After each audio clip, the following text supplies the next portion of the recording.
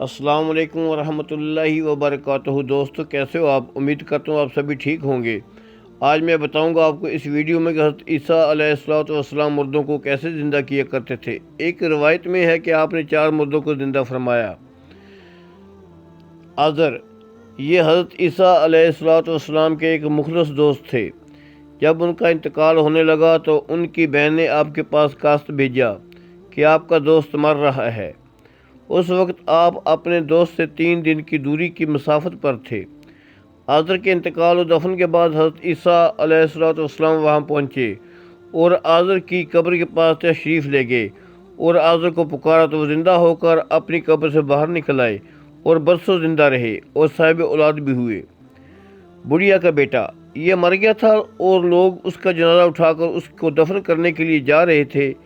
ناگہاں حضرت عیسیٰ علیہ السلام کا ادھر سے گزر ہوا تو وہ آپ کی دعا سے زندہ ہو کر جنازہ سے اٹھ بیٹھا اور کپڑا پہن کر اپنے جنازہ کی چارپائی اٹھائے ہوئے اپنے گھر آیا اور مدتوں زندہ رہا اور اس کی اولاد بھی ہوئی۔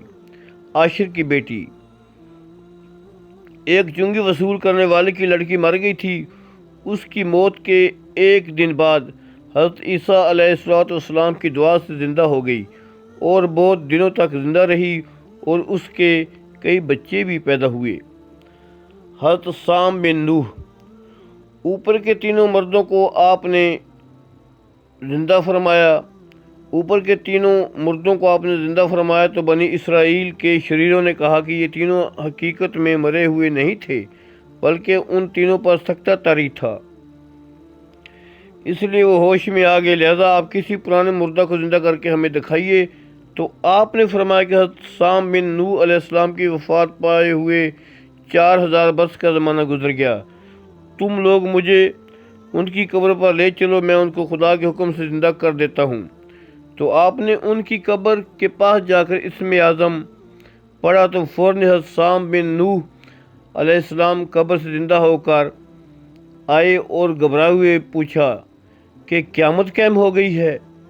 پھر وہ حضرت عیسیٰ علیہ السلام پر ایمان لائے اور تھوڑی دیر بعد ان کا انتقال ہو گیا۔